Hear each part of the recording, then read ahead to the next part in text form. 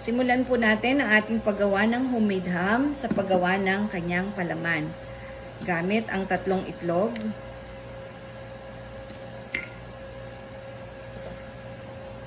Susunod po natin ang paglalagay ng ating 1 cup mayonnaise. 1 cup mayonnaise. Any mayonnaise na gusto niyo, pwede naman. Okay, pili kayo ng inyong favorite na mayonnaise. Ngayon, lalagay din po natin ang ating kesong puti. Okay. Dinurog lang po natin yan, ang kesong puti natin. Gamit nito ay gatas ng kalabaw. May konting asin na po yan. At isusunod natin ang ating chicken. Pero bago yan, bago natin sila paghalu-haluin, titimplahan natin sila ng salt and pepper. Lalagyan po natin siya ng asin. Tama lang sa panlasa ninyo na hindi siya aalat. Okay. Titimplahan din natin ang ating palaman ng paminta. Okay. Sa panlasa nyo lang din. At pwede nyo yan siyang paghalu-haluin. Okay. Ngayon, ready na ang ating palaman.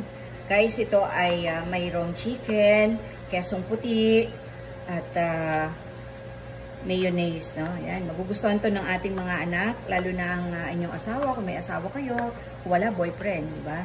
Ngayon, i-ready naman natin ang ating pan. Sa paggawa ng ating homemade ham, ang gagamitin natin ay ang bacon, no? Yung malalapad, pili kayo. Lalagay lang natin siya dito sa ating pan. Actually, ang pan natin ay halos 1 dangkal ang sukat at may kapal na halos 2 inches, no? Pero pwede kayong gumamit ng llanera kung gusto nyo. Okay, so ganito nyo lalagay. Ihihilera nyo lang ang mga bacon ninyo.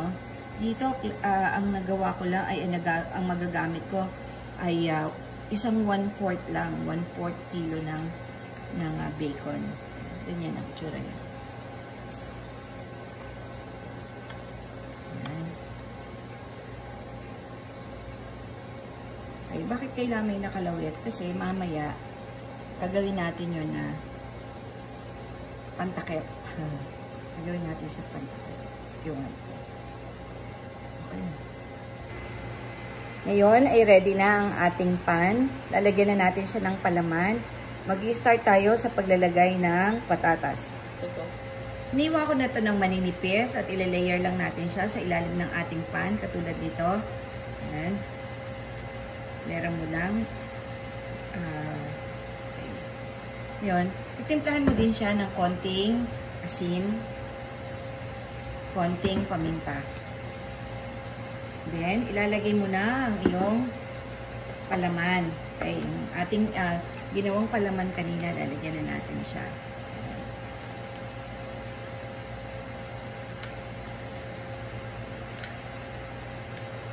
Tapos, lalagyan ulit siya natin ng layer ng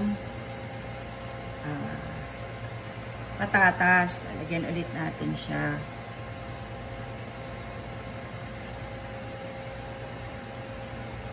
Ano gusto mong ayos, okay lang. Then, lagyan ulit natin siya ng konting paminta. At lagyan ulit natin siya ng konting asin. Konti lang, para huwag naman umalat. No? Then, lagyan mo ulit siya ng iyong tinimplang palaman. Wow, it's very creamy. Oh. Tingnan natin kung ano magiging epekto ng kesong puti na inilagay natin sa ham. No? Sa mga taga-probinsya, pagka ready na po yung inyong gatas ng kalabaw, gawin nyo ng kesong puti at nang para hindi na po kayo bibili. And then, isa-isa po natin ngayon itatakip yung ating bacon. Ayan.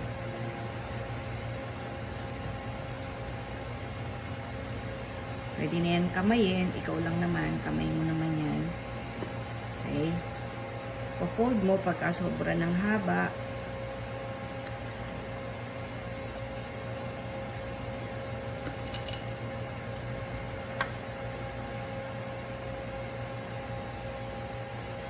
Yan.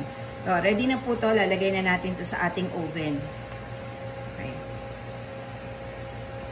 Para po sa mga sobrang rekado, katulad ng bacon at saka ng palaman natin, saka ng patatas, pwede tayong gumamit ng mga baking pan katulad ng llanera para wag naman maaksaya yung ating ginawang palaman. Ang ating homemade ham, gigrill natin ito at 170 degrees Celsius. in 40 minutes. Abangan natin. Boom. Wow!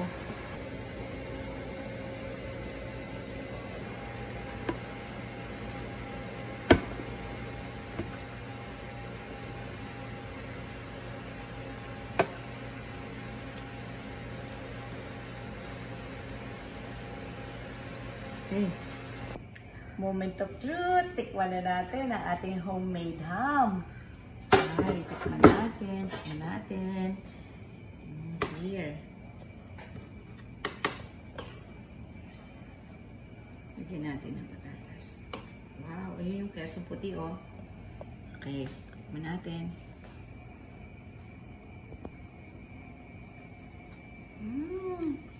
Ang sarap.